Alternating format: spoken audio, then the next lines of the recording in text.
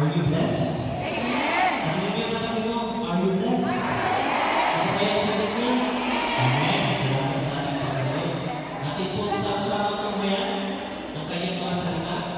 At muli, ating po babasahin ang Ebanghelyo para sa araw po na ito. And it will be taken from the Gospel of our Lord Jesus according to John, chapter 10, mula po sa verse 1 hanggang sa verse 10. So, atin na lang po yung babasahin sa ating sariling wika, mga kapatid. Atin po ang mga sinasabi. Tandaan niyo ito, ang pumapasok sa kulungan ng mga lupa nang hindi sa ito nagdaan, kundi umaakyat sa hilatang pagdaanan ay magnanakaw at tulisan. Ngunit ang nagdaan sa pintuan ay siyang pastol ng mga lupa. Pinapapasok siya ng bantay at pinapakinggan ng mga lupa ang kanyang tinig. Tinatawag niya ang kanyang mga lupa sa kanilang mga at inilalabas sa kulungan. Kapag naintos na, siya ay namumuna sa kanila at sumusunod naman ang mga ito sapagkat kilala nila ang kanyang tinig. Hindi sila susunod sa iba, kundi tatakbong palayo sapagkat hindi nila kilala ang tinig ng iba. Sinabi ni Jesus ang paglalarawan ito, ngunit hindi nila naunawaan ang ibig niyang sabihin. Kaya muling sinabi ni Jesus, pakatandaan niyo, ako ang pintuang dinaraanan ng mga lupa. Ang mga nauna sa akin ay mga magnanakaw at matawisan. Ngunit hindi sila pinakinggan ng mga lupa. Ako ang pintuan, ang sino ang pumapasok sa pamamagitan ko ay maliligtas. Papasok siya talabas at makakatagpo ng pastulan. Dumarating ang magnanakaw para magnakaw, pumatay ang kanila. Naparito ako upang ang mga lupa ay magkaroon ng buhay. Buhay na mas maraming Diyos. Mga minamahal ng kapatid na magulang ng Yahweh Shaddai, ito po ang mabuting balita ng Panginoon. Palakpakan natin si Yahweh Shaddai. God is good! And all the time! Kamusta na ang mga ng Yahweh Shaddai? Thanks God! Yes! Happy and prosperous na lahat. Magaling na, mayaman ka. Matalino! Matuwid, maramay, wagas sa pag-ibig. Malaya, mayaman na looban. Maginhawa at matapay. Palakpakan natin mga Diyos sa Shaddai. Mas ito, ayaw na kayo ng Panginoon sa mga sarili ko ito. Ngayon ang ating kasalamatan ng Panginoon sa pagkakataon ng ating pagtitipon po na ito. Yan. Tayo ay naniniwala na ang dahilan na aming pagtitipon sa araw na ito ay ang kabutihan ng ating Panginoon. Amen? So ito po ay isa sa pamamaraan namin upang ating ipakita sa buong mundo na tayo ay nagpupuri at nagpapasalamat sa ating Panginoon. So mga brothers and sisters, ngayong araw po, sa ating ilang simbahan ay we're celebrating the Good Shepherd Sunday. Ito ay pinapakita sa Ebanghelyo ating binasa na ang ating pong Panginoong Jesus. Sabi niya sa ating gospel, ako ang pintuan. At ang dumaraan sa pamamagitan ko, sa pangalan ko, ay iyak na makakarating sa langit. Maganda yung kanyang patutunguhan. So before tayo mag-start, mga brothers and sisters, sa ating pong pagmimisyon, meron po tayong isang kapatiran sa Cebu. Hindi ko na papakalanan kasi yung kapatiran po na ito. So itong kapatiran po natin na ito, siya ay taga Cebu, pero meron siyang farm sa Bohol. So itong taga Bohol dito, kasi mamay.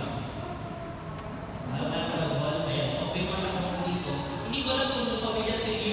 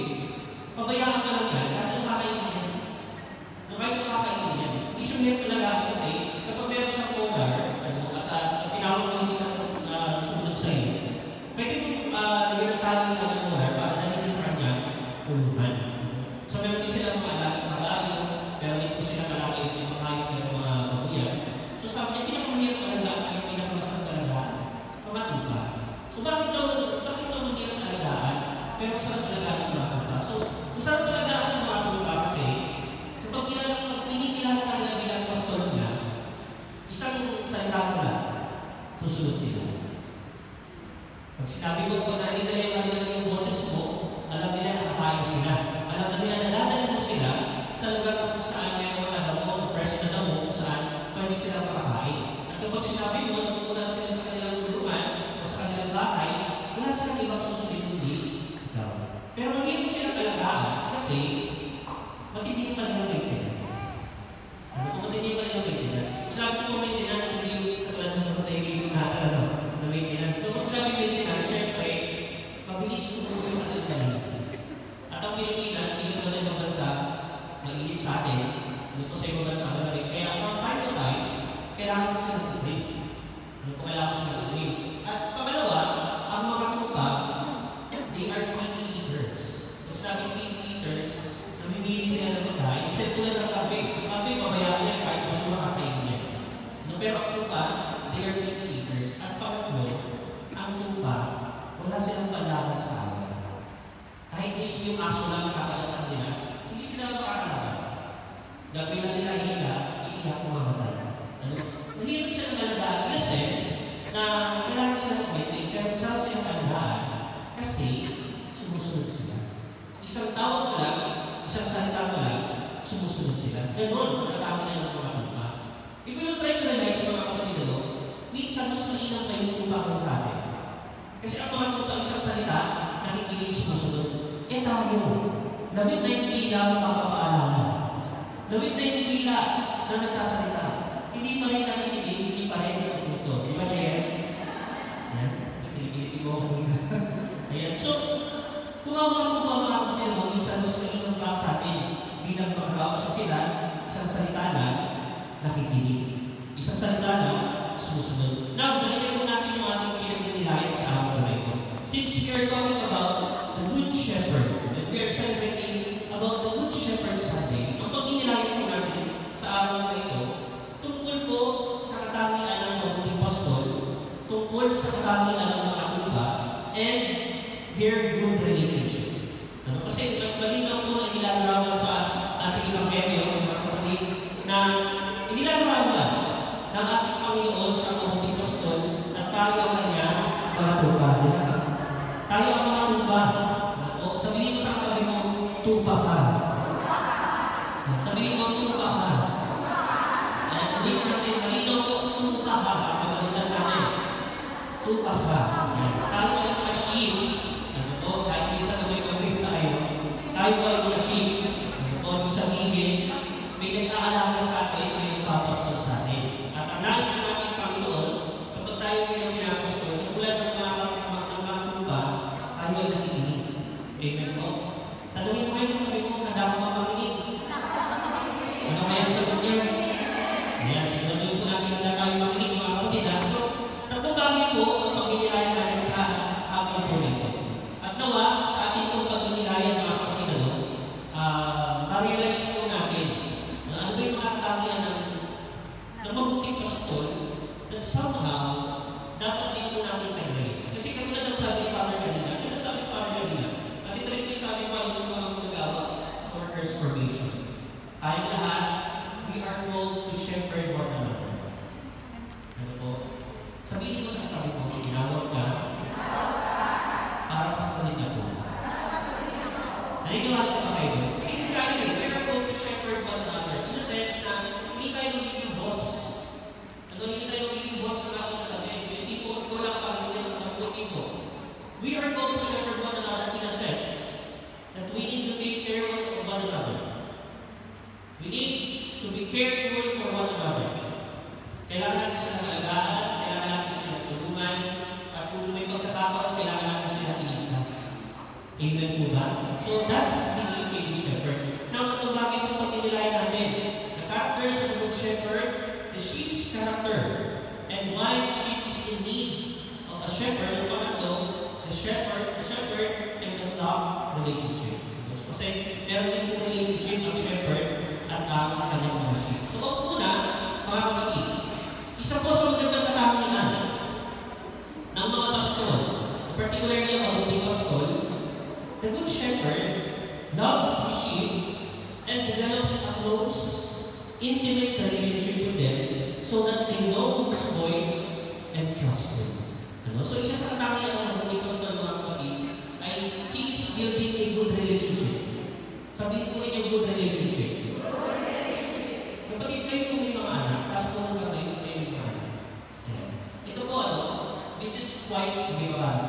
This is a quite personal question.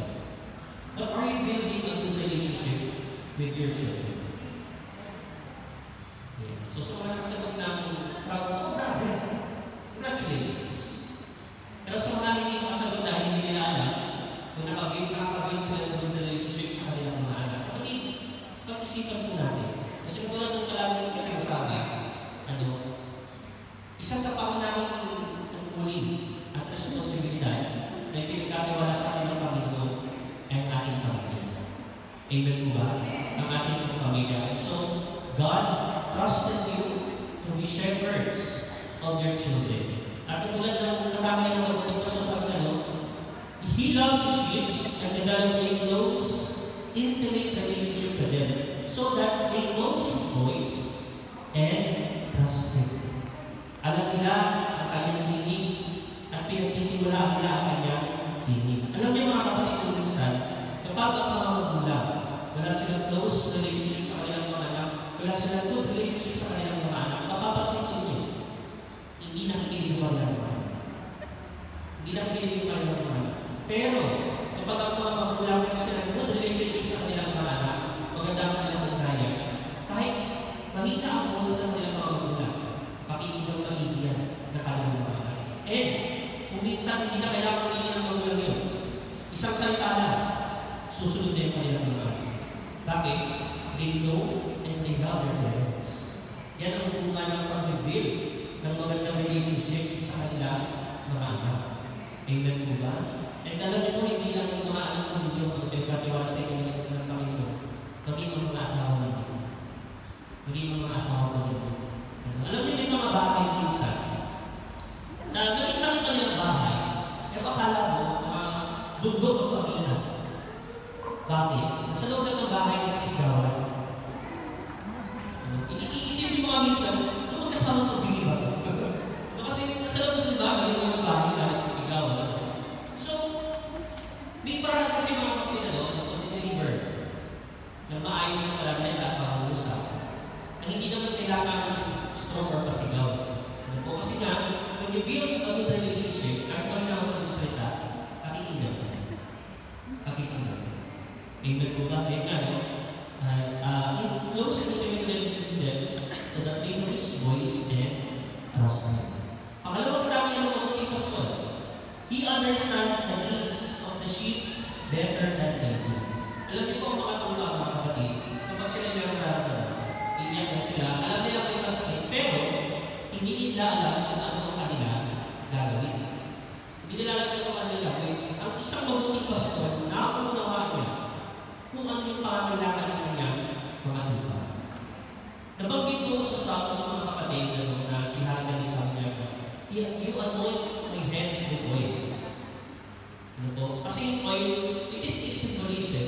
Symbolismo ito ng banal na espiritu na kapag pinahiran ka, ibig sabihin inaamin ka, binibes ka, ibig sabihin pinagkakatiwalaan ka, o pinopromote ka. But kapag ang isang tupa ay nilalagyan ng oil sa loob, ibig sabihin, iniiwas siya sa mga parasites. Iniiwas siya sa mga lakaw. Iniiwas siya sa mga insekto na maaaring mamahay sa kanilang mga wool o sa kanilang mga balahibo. Kaya ito nilalagyan ng oil sa ulo. No, kasi kapag ang mga lakaw, kapag ang mga parasites, kapag ito'y nakikidog sa kanilang mga wool, sa kanilang ulo, kapag nararamdaman nila masakit at makatay, ang ginagawa nila, inuuntog nila yung kanilang ulo. Inuuntog nila yung kanilang ulo. Ang tupa, kapag nakakaramdam siya ng gano'n, hindi ka alam ang gagawin. So, ginagawa niya, inuuntog niya yung ulo niya sa pader.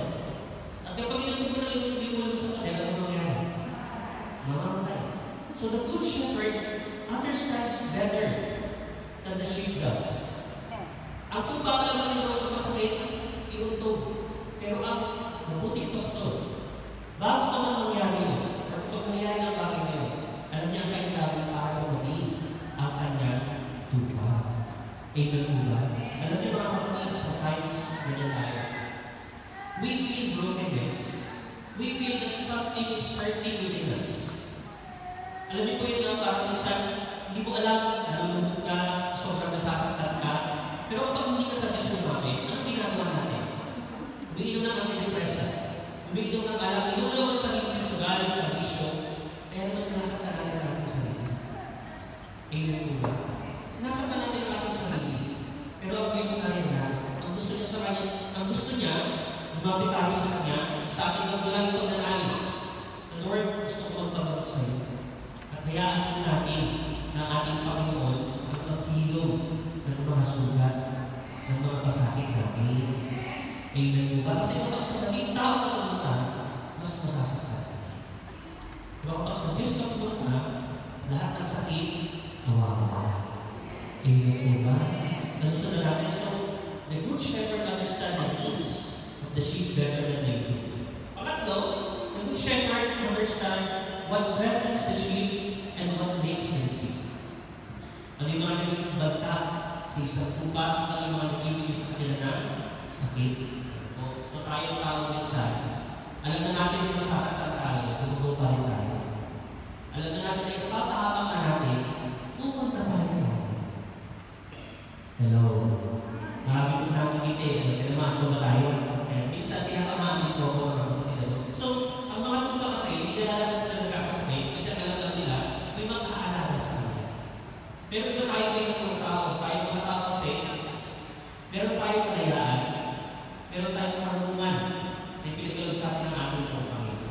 Pero nice ng Panginoon, sa mga pagkakataon na alam natin hindi natin kaya, magpasakot tayo sa Kanya. Amen po? Pangatlo, he understands what threatens the sheep. No? Ano yung mga nagiging banta sa kanyang tupa? And what makes them sick? Pang-apat, the good shepherd works tirelessly to provide protection and security. Ayan. Kumikilos siya na halos hindi na natutulog kung minsan para magprotektahan, mabigyan ng seguridad ang kanyang mga tupa. Kasi nga ang mga tupa, they are defenseless. Wala silang panlaban. Pang-lima, he leads them to fresh pastures and fresh water. Yan. Sabihin ko rin yung fresh pasture. Alam niyo ba ang ibig sabihin ng fresh pasture? Fresh pasture is mainam na pastulan. Ibig sabihin, green grass ako. May kuwan kasi. Mainam na pastulan kasi green pastures. Ano po fresh pastures? Kasi nga, ang mga tumba, hindi nila nakakainin yung mga damo na medyo nalalaman. Ang gusto nila fresh. Kung tayo mga tao, gusto natin fresh. Ganoon din ang mga tao, gusto nila fresh. Ayan. So, ganoon din, fresh waters. And another, ang isang mabuting pastor, or good shepherd, searches out sheep when they astray. Kaya nga po, meron talighagan ng Panginoon kang nawawalang tuba. Ano po? Iiwan ng mabuting pastor yung 99 na safe sa kanilang tulungan at hahanapin yung isang nawawala. Just like what I always say, sometimes yung isang nawawala yun, the one lost sheep, tayo. Tayo po yun. Nawala tayo minsan, hindi tayo pinagtanan ng Panginoon, hinanap na tayo. Sabihin sa tabi mo kaya naman, magpasalamat ka, magpasalamat tayo, Panginoon, hindi niya tayo pinagtanan. Amen po ba? Hindi niya tayo pinagtanan kaya naman nahanap tayo ng Panginoon. Another, a good shepherd defends the sheep against all their enemies and provides protection while they sleep. So, tutuloy-tuloy po tayo. Marami kasi katampilan ng mabuting pastor. Another, cheers them and examine each one for injury or disease. And another, ito po yung magandang pointer ni Father Medina sa kanyang sermon. Goes ahead of sheep and prepares the path.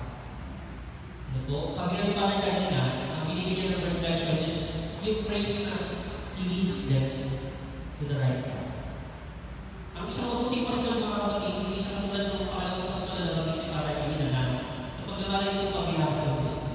Ang isang mabuting pastor, siya gumagawa ng daan, natatahakin ng kanyang mga tupa.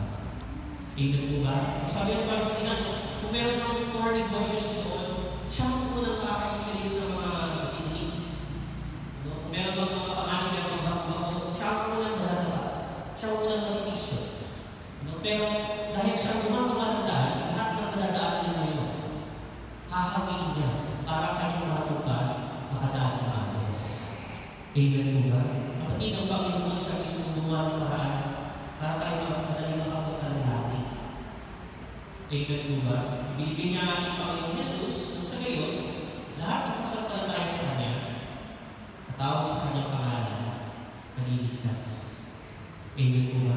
Alam niyo para sa mga Hudyo noong Old Testament, napakahirap po talaga ng salvation. Ang dami mong kailangan gawin, ang dami mong kailangan sundin. Pero ibinigay na ating Panginoon, Yahweh, ating pong Panginoon Jesus, para maging daan. Para maging easy access natin papunta sa kaharian ng Diyos. And another, katangian ng mabuting pastor, cares for, loves sheep, and sacrifices his life for them. Ano po?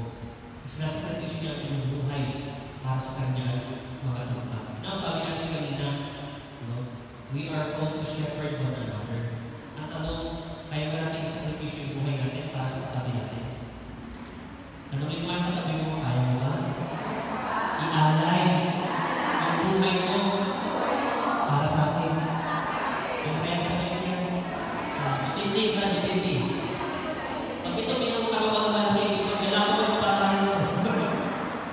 Pero pag ito pinang pinagsurat, i-append na ito brad. Since we are called to shepherd one another,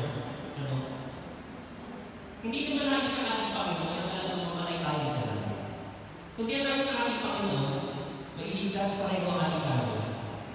Amen po ba? Mailigtas pareho ang ating spirito.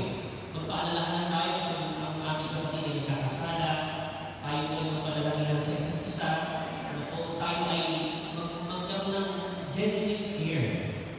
Sa bawat isa na kapag nakita natin ang kapatid natin ng gutom, pakakainin, kung mayroong sakit, bibisitahin, ipapadalangin, bibigyan ng gamot.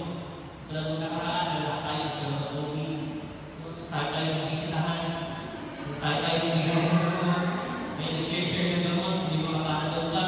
Ito sisinduhin mo. Hindi ako nag-end ng gamot mga kapatid. But that's a gift of nature. Kapag alam mo ang iyong kapwa, ang mga iyong pangangailangan, hindi ka magdadalawang isip at tumunod. Kahit na minsan nagsasacrifice ka. Kahit na minsan nagsasacrifice ka. So ito ang katangian ng mabuting pastor. Cares for, loves sheep, and sacrifices his life for them. Now, dadama tayo sa pangalawang bahagi ng ating pagdinilayan. Ano ba ang katangian ng mga tupa at bakit kailangan nila ng magpapastor sa kanila? So una, ang mga tupa, they are defenseless. Kagaya namin sinasabi ko kanina, wala silang ibang paglaban. Hindi katulad ng mga mga kapatid, kalala ng mga defenseless. Pero bakit sila ginagamit na panahon? Diba? Kasi meron silang armas din. Pero sa lahat ng hayop, kung walang armas, so walang defense mechanism, ay ang mga tupa. Alam niyo ba ang mga pusit? Ang kanilang defense mechanism. Kapag merong threat sa paligid, magbubugas sila ng maitim na ito. Tinta. Ayaw pa ng itis na tinta. Magbubugas sila ng maitim na tinta. Ito yung pinaka-defense mechanism nila. Ang mga alimango, matigas ang kanilang pakasya, pero silang pincer. Pero silang paligid. Ang mga aso, nakatala sa kanilang mga itim, because naturally, they are carnivores. They are carnivores. Kumakain sila ng karne. Pero sa lahat, ang walang pandepensa, ang tupa. Ang kambing na sila pandepensa, mahaba yung sungay nila. Amen mo ba? Mahaba yung sungay nila, ang mabuti sa kanila, mga sungay, pero ang tupa, wala silang pandepensa. Kapatid, ano ba sabi na ating Panginoon sa kanyang mga alagad? Hindi ba isinusuko ng Panginoon ng kanyang mga alagad na para silang makatupa sa gitna ng mga aso buhay? Ganun din po tayo. Isinusuko tayo ng Panginoon na para tayo makatupa sa gitna ng mga aso buhay. Bakit? Spiritually, my brothers and sisters, hindi natin kaya labanan ang mga kaaway sa atin. That is why God gave us the Holy Spirit para labanan ang mga gawa ng kaaway. Amen mo ba? Kapatid, ang mundong ito sobrang mapanira. Kung isipin lang natin, sobrang mapanira ng mundong ito. Ang daming bagay sa mundong ito na kapag inakit tayo, at kapag tayo nagpaakit, sisirain ang ating sarili, sisirain ang ating katawan, sisirain ang ating pagkatao. Amen mo ba? Nasusunod ba natin? Tayo na alam minsan. Tayo na rin nagsisiraan. Kapag tayo medyo naging makamundo, tayo nagsisiraan. Pero nais na natin Panginoon, sabi nga ng Panginoon, ano, mabigyan ng bawat isa sa atin ng buhay na masagana at buhay na ganda. Amen po ba? Susundan po ba natin? Okay. So, saan po babalikan natin? A sheep's adventures. Pangalawa, sheep are so fearful. Matatapatin sila mga kapatid. Babasahin natin yan. They don't drink in running water, only in still waters. So, isa katangian ng mabuting pastor, dinadala niya yung mga tubo sa green pastures, fresh pastures, and fresh water. Ang mga tuba, mga kapatid, hindi sila dito sa running water. Masyado sila matatapatin. Kaya ang mga tuba, ang sila yung isa. Lagi sila, they always go by flock, by group. Pangatlo, sheep are nearsighted. Sino po dito sa inyo ang mga malalakaw mata? Nasa bagay. Nasa bagay yung malalakaw mata. Ako nakataas na rin kami ko sa malalakaw mata ko. So, maraming kaso. There are different types ng differences sa mata. Pero mga nearsighted, tulad ko, nearsighted ako, sabihin, kahit malapit yan, nabasa ko. Pero kapag malayo, hindi ko nabasa. Galang sa lamin. May mga tao naman, ang farsighted. Ngayon sa malayo, kaya na basahin. Pero kapag binigyan mo sila ng ganito malapit, na lang magbasa yun. Kaya bakit siya sa mga tao na nagbasa naman? Kahit may salamin yung sa kanya, na magbasa, no? Kasi nga, farsighted sila. Pero naman po mga tao, may problema sa mata, may cataract, and may glaucoma, may ibang eye condition. But, as we speak about sheep, ang mga tuba, they are nearsighted. Parang tayong tao minsan. Masyado tayo nearsighted. Hindi po ibig sabihin na nearsighted talaga sa mata natin, kundi ang tinitingnan lang natin yung mahina.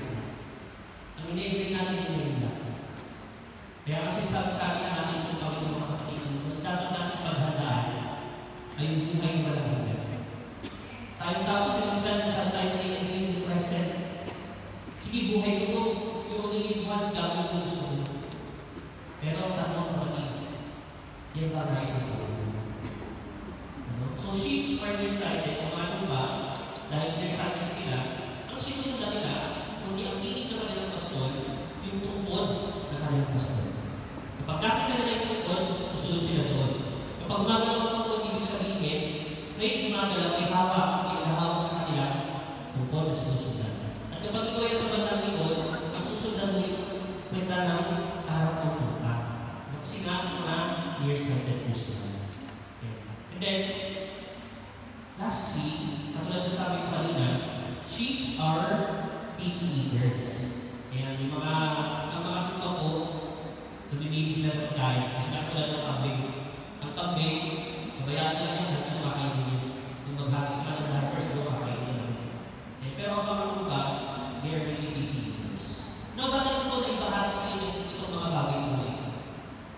Kasi bilang mga pastor, bilang mga pastor, hindi sa lahat ng oras at sa lahat ng pagkakataon, nariyan ka para protektahan ng mga tuba. Kaya katulad ni Haring David, 20% niya binabantayan ang kanyang mga tuba. At ang sabi nga sa Psalms, si Haring David, ay kapag mayroong asong tuba ng mabalis na hayop, lalabanan niya. Titirandorin niya, lalabanan niya yung hangin-handagan, talagang naharap niya. Kaya nga si David naging karapat dapat na maging hari ng bayan Israel kasi sa kanyang katangian na mabuting pastor. So ang mga mabuting pastor ng katangian, ganoon din ang mga tuba. So it is very important that the shepherd understands the needs and characters of every sheep. Kasi kapag hindi niya naunawaan ang pangangailangan at katangian ng mga tuba, hindi siya magiging effective. Hindi siya magiging mabuting pastor. Amen po ba? Kapatid, in relation to our faith sa ating buhay, since tayo ang nakatuka at ang Diyos ang ating pastor, makasisiguro tayo, kilala tayo ng Panginoon. Kilala tayo ng Panginoon. It is written in the Old Testament, na maging ang bawat hibla ng buhok mo, dilang ng Panginoon. Amen po ba? Ganun tayo kilala ng Panginoon. Nasusundan ko ba natin? Nasusundan ko ba natin? So, kung magiging bilang ng buhok natin, alam ng ating Panginoon,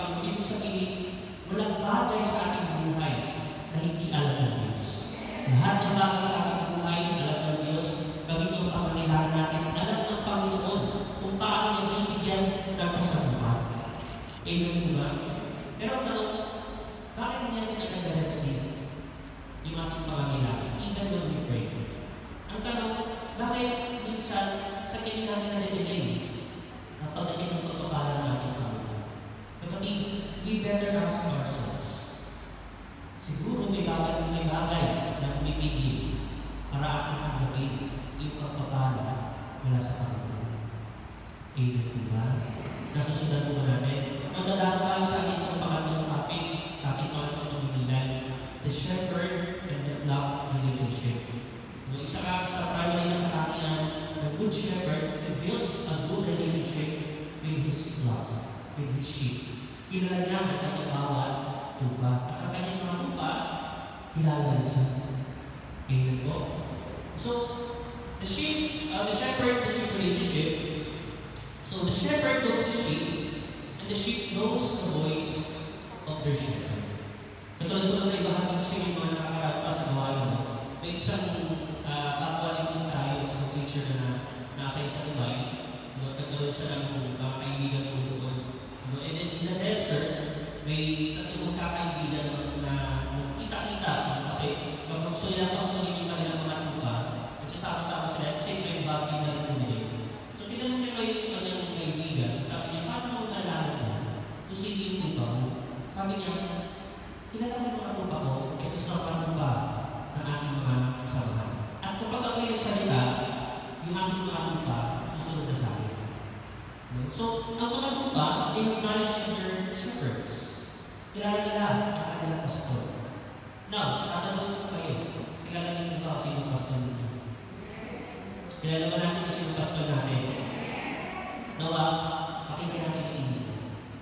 Kapag siya'y tumatawag sa atin, kapag siya ay namumusap po sa atin. So the shepherd knows the sheep, and the sheep knows the voice of their shepherd.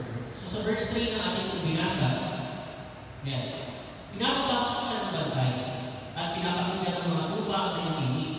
Tinatawag niya ang kanyang mga tupa sa kanilang pangalan at inilalabas sa kulungan. Kapag nailabas na, siya'y namumuna sa kanila at sumusunod naman ang mga ito sapagkat kilala nila ang kanyang tinig. Kapatid ko, minsan tayo, meron sa ating mga nagbibigay-bigihan. Kung baga sa Tagalog, ang sabihan ay kanay ng kawali. Narinig natin ang mensahe ng ating Panginoon, pero pinipili natin hindi pakita. Kapatid, we know that the sheep without the shepherd is in danger. Nasa kapahabahan. Ganun din po tayo. Kapag tayo ay malayo sa ating Panginoon, madali tayo mapahaba. Madali tayo mapuso. Madali tayo maakay ng kaaway. Sabihin mo sa katabi mo, labanan mo yung kaaway. Labanan mo yung antok. Amen? Wala, hindi na sila nakainag. Amen? Nakalampak po ay mga tulog. Matik na sila pumalampak. Alam po natin ang Panginoon. Kasi wala po, nakikita na kayo ng mga kapatid. Yeah, so, the shepherd and the sheep relationship, they don't know their voices. Alam nila ang tinig ng kanilang pastor at ang kanilang mga pastor naman, kilala kanila ang mga tupa. Pangalawa, the shepherd opens the door for his sheep, and the sheep only enters the door where the shepherd leads them. Ang mga pastor, sila nag-open the gate. Paglalabas na pagpapasok ng kanilang mga tupa. At kapag ang mga tupa, iba ang nagbukas ng pinto, hindi sila susunod, hindi sila lalabas. Amen po ba? Amen po ba? Ibig sabihin, kilala nila ang presensya ng kanilang pastor. If we will try to realize mga kapatid, sa ating punong buhay na lang natin or na-recognize natin yung presensya ng Panginoon sa ating buhay. Do we realize that the presence of God is always with us? Nasusunod po ba natin? Kung nare-realize natin na ang presensya ng Diyos palagi natin kasama, pasalamatan natin ang Panginoon. Bakit? Kasi our spirit is very sensitive to His presence. At sabi nga ng isang pakali mga kapatid, hindi mo man naramdaman ang presensya ng Diyos. Hindi mo ikakailan ito katotohanan, hindi ka kaibigan. Amen po ba? Sometimes kasi tayo nag-hit lang. Amen. Tanongin mo ang katabi mo, nag-hit ka ba? Ano kaya sa kanya? Sometimes brother nag-hit. Nagpaparinig na ng babayad ng utang, hindi babayad ng utang. Dabel lang. So sa verse 4 na ating binasa, kapag naitabas na, siya ay namumuna sa kanila at sumusunod naman ang mga ito sapagkat kilala nila ang kanyang tinig. No, sa verse 7, hanggang sa magsusunod. Kaya muling sinabi ni Jesus, pakatandaan ninyo, ako ang pintuang dinaraanan ng mga lupa. Ang mga namuna sa akin ay mga magnanakaw at mga kawasan. Ngunit hindi sila pinakikinggan ng mga lupa. Ako ang pintuan, ang sinong pumapasok sa pamamagitan ko ay maliligtas. Papasok siya lalabas at makakatagpo ng kastulan. So mga kapatid, actually God is opening doors of opportunities for us. He leads us to the right path that we should take. May nagtanong po sa akin isang beses. Sabi niya, paano ko ba malalaman kung sa pag-start ko ng business, ito ang kalooban ng Diyos o hindi? No? Kasi alam niyo mga kapatid, sa pag-start ng business, ang pinaka-umpisa, ang pinaka-mahirap. Ano po? Tama po ba? Siguro sa mga may business dito, alam niya. Sa mga nagtatry, mag-put up ng business, alam niya. Sa pag-business, actually hindi naman sa pag-business. Sa lahat ng bagay, ang pagsisimula, ang pinakamahirap. Ano? So you may face a lot of challenges sa pag-start mo ng bagay na yan, pero hindi ibig sabihin na hindi ang kalooban ng Diyos. So ang sabi niya sa akin, ano ba malalaman, brother? Kung kalooban ng Diyos, ito gagawin ko o hindi. So sabi ko sa kanya, sister, hindi ako si Lord na pumuntan niya, dahil lang. To be honest, mga kapatid, hindi ko na alam kung paano ba ako sasabi, kalooban ng Lord o hindi. That is why we need to pray and discern. We need to pray and discern. Pero sabi ko sa kanya, kapag nasimulan niya, ibig sabihin, kalooban ng Diyos. Kasi kung hindi kalooban ng Diyos yan, kahit ano gawin mo, hindi ka makapagsisimula. Amen po ba? Kahit ano gawin mo, hindi ka makapagsisimula. Kung hindi yan kalooban ng Diyos. Pero kung nakapagsimula ka kahit maraming challenges, maraming kang hinaharap na, puyat ka na, kapag-stress ka na, kapag nasimulan mo yan, kalooban ng Diyos yan. Maybe God is teaching you another thing kung maging mas matatag ka. Amen po ba? Kung mas matatag ka, at nalalahan mo yung mga nag-sacrifice mo, that all throughout those sacrifices, kasama mo ang Diyos. At kapag nagtagumpay ka, magpapaalala sa iyo mga nag-sacrifice mo na kailangan hindi dapat lumaki ang ulo. Bakit? Hindi mo nagawa yun ang sarili mo. Tinulungan ka ng Diyos. Amen po ba? So, sa mga nag-strive ng business dito, my brothers and sisters, bago kayo gumawa ng major decisions sa inyong buhay, maging sa paglipat ng bansa, gusto nyo paglipat ng bansa, o maging sa pag-forward po rin nyo, sa lahat ng big decisions na gagawin sa buhay po rin nyo, ask and discern. Pray and discern. Amen po ba? Amen po ba? Alam niyo po mga kapatid ako, isa sa magandang bagay sa paggabay ng ating Panginoon sa atin. Kahit minsan hindi kalooban ng Diyos, pero nasimulan natin. God can make good things out of the bad things. Kaya niya gamitin ang isang hindi magandang pangyayari para sa ating kadakilaan. Yan ang palagi po natin tatandaan. Amen po ba? Gusto tayo magniwala lamang sa ating Panginoon. So katulad ng mabuting pastor ng Diyos, He's opening doors of opportunities for us. Amen po ba? And then lastly, dito po tayo natapos. The good shepherd gives his life, gives life of abundance to his flock, and the sheep stays with their shepherd. Ang mabuting pastor, binibigay niya lahat para sa kanyang mga tuta. Sabi nga naman, buhay na masagana. Tulad po sa ating binasa, yan, nasabi ng Panginoon sa verse 10, dumarating ang magnanakaw para lamang magnakaw, mamatay ang nagila. Naparito ako upang mga lupa ay magkaroon ng buhay. Buhay na masagana ng Diyos. Ang mabuting pastor, he provides everything. Kaya naman ang mga tupa, hindi umaalis sa kanya. Amen po ba? Hindi umaalis sa kanya. Kung naunawaan natin na lahat ng bagay na meron tayo na enjoy natin ay mula sa Panginoon, kapatid, hindi ka nalalayo sa Panginoon. Amen po ba? Hindi tayo nalalayo sa ating Panginoon. Binibigay ng mabuting pastor ng lahat. Binibigay sila ng vitamins, dinadala sila sa mainom na pastulan, binibigay ng tubig, pinoprotektahan, binabantayan habang natutulog. Sana naman, binabantayan habang natutulog.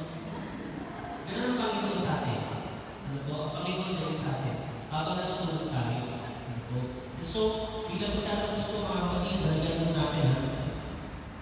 And the good shepherd gives life of abundance to his flock, and the sheep stays with their shepherd. Kapatid, masagana na ang buhay natin sa Panginoon, na tayo nila. Amen po ba? Sabihin mo natin mga kapatid, huwag na tayo lumayo. Amen po ba? Kapatid, kung nasuntuan mo ang Panginoon, nakilala mo ang ating Panginoon, tinatawag ka na ng Panginoon. Ano po, manatili sa Kanya. Kasi alam ng Panginoon, na kung tayo hiwalay sa Kanya, wala tayong magagawa. Wala tayong magagawa. He is the source of everything. Sa Kanya nagmumula ang lahat ng bagay na ating tinatamasa at ating po nag-enjoy. No, bago tayo matapos, may brothers and sisters, kagaya ng sabi ni Father kanina, nung balikan lang namin, sabi ni Father kanina, lahat tayo tinawag para maging pastor sa bawat isa. All of us are called to be shepherds of one another. Pag nilayan mo natin ngayon, ako ba'y nagiging mabuting pastor? Ako ba'y nagiging mabuting pastor sa aking pamilya, sa aking mga anak, sa aking kapatid, sa aking mga kaibigan? Kasi bilang mabuting pastor, wala tayong hahangayin ng masama para sa ating pamilya, sa ating kapatid, sa ating mga kasama, kundi pawag-pawagin namin. Amen po. Magsitayo po tayo lahat.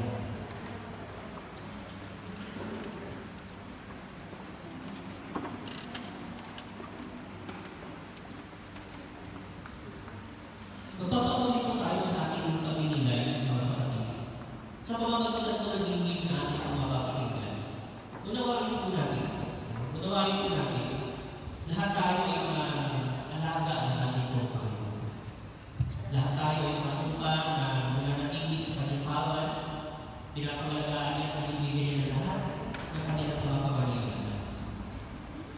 Kapatid, ang kailangan na natulog na natin sa proseso ng Panginoon.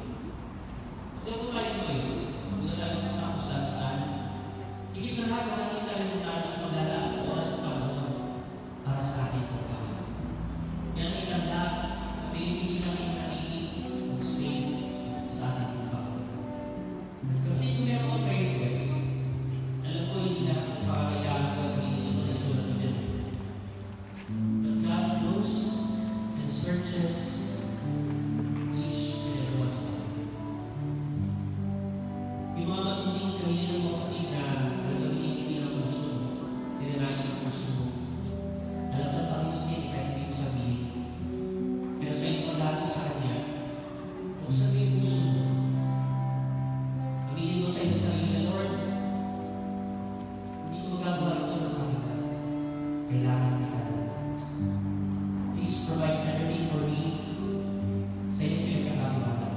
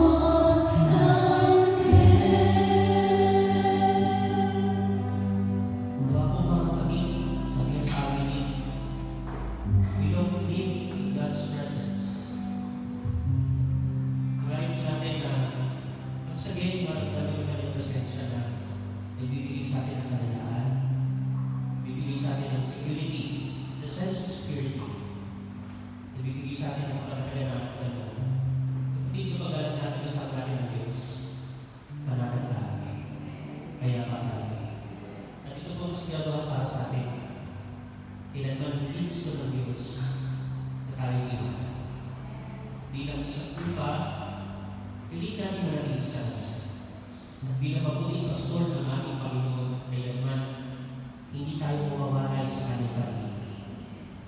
Tayo po'y maglalapit sa ating Panginoon. Itaas natin ang ating mga prayer requests. We will pray.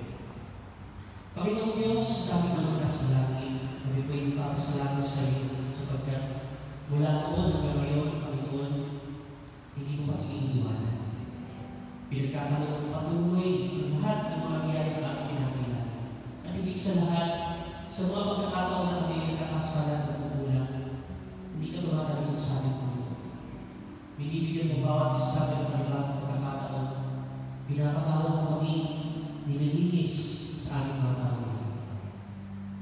Panginoon, muli kami humingi ng kapatawaran sa mga pagkakataon na hindi ka namin sinusunod, na hindi namin pinakikinggan ng iuwi. Kapit namin, Panginoon, na madalas sa aming buhay, kami ay nagkakasala sa iyo. Kaya naman, dalangin po namin na may kapakumbabaan sa aming puso. Patawarin mo ang Panginoon, kahabagan mo bawat isa sa amin. At patuloy mong ituro sa aming Panginoon ang daan patungo sa iyong kaluwalhatian. Ipakita mo sa aming Panginoon ang daan na dapat po namin tahakin. Ituro mo sa amin kung paano namin mapaglilingkuran ng ayon sa iyong kalooban. Ituro sa aming Panginoon kung paano namin paghahandog sa iyo ang aming buhay bilang isang magawang handog para sa iyong Panginoon. Dalangin po namin lahat na aming pangangailangan patuloy mo itong tatagpuin ayon sa iyong kalooban. Muli, sa namin pinagkakatiwala lahat ng ito. Bilang ito mga lingkod, wala kami ibang tatawagin kundi ikaw lamang. Wala kami ibang magtitiwalaan kundi ikaw lamang. Wala kami ibang pakinggan at susundin kundi ikaw lamang. Ito po aming panalangin sa pangalan ng Jesus. Sa ngalan ng Ama, ng Anak, at ng Espiritu Santo. Amen. Palapakan natin ang aming Diyos. Bago na tayo